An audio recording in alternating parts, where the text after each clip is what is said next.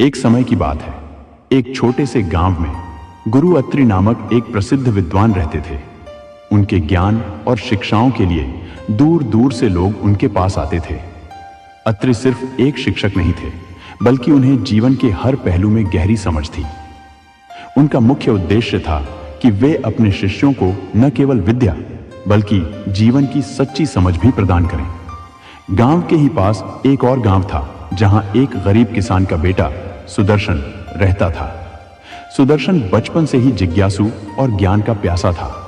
वह गांव में जो भी पुस्तक मिलती उसे पढ़ने की कोशिश करता, लेकिन उसके पास संसाधनों की कमी थी और उसे एक अच्छे शिक्षक की आवश्यकता थी।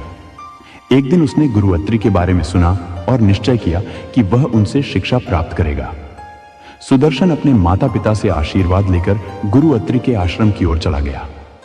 वह गुरु के सामने गया और उन्हें प्रणाम करते हुए कहा, गुरुदेव, मैं आपकी शरण में आया हूं। मैं ज्ञान प्राप्त करना चाहता हूं और जीवन की सच्ची शिक्षा लेना चाहता हूं।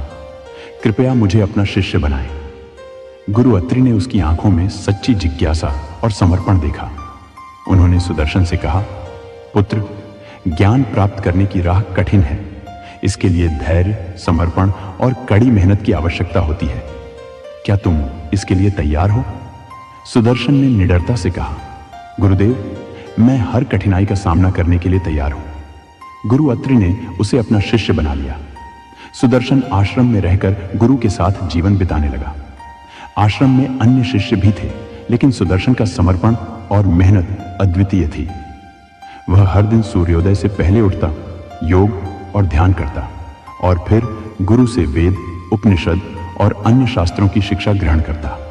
समय बीतता गया और सुदर्शन के ज्ञान में वृद्धि होती गई, लेकिन गुरु अत्रि जानते थे कि सच्ची परीक्षा ज्ञान को जीवन में उतारने की होती है। एक दिन उन्होंने सुदर्शन को बुलाया और कहा, अब समय आ गया है कि तुम जो कुछ सीखे हो उसे जीवन में आजमाओ। तुम्हें गांव में जाकर लोगों की सेवा करनी होगी और उन्हें सच्चाई का मार्ग दिखाना होगा।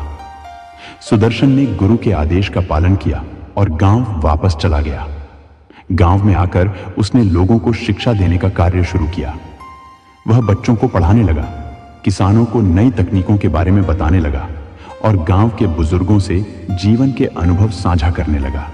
धीरे धीरे गांव के लोग उसकी बातों को समझने लगे और उसके प्रति सम्मान प्रकट करने लगे।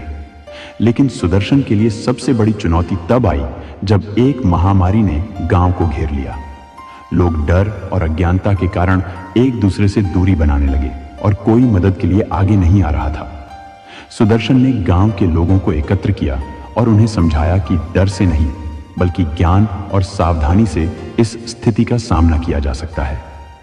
उसने आयुर्वेद और ध्यान के माध्यम से लोगों को स्वस्थ रखने के उपाय बताए और खुद भी दिन रात उनकी सेवा में जुट गया।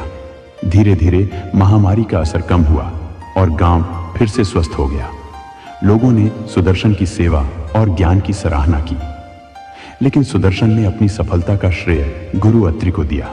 वह वापस आश्रम गया और गुरु के चरणों में प्रणाम करते हुए कहा, गुरुदेव, आपकी शिक्षाओं ने ही मुझे इस संकट का सामना करने में सक्षम बनाया। गुरु अत्रि मुस्कुराए और कहा, सुदर्शन, तुमने सच्चे शिष्य होने का प्रमाण दिया है। ज्ञान केवल पुस्तकों में नहीं होता, बल्कि उसका असली मूल्य तब होता है जब हम उसे जीवन में उतारते हैं।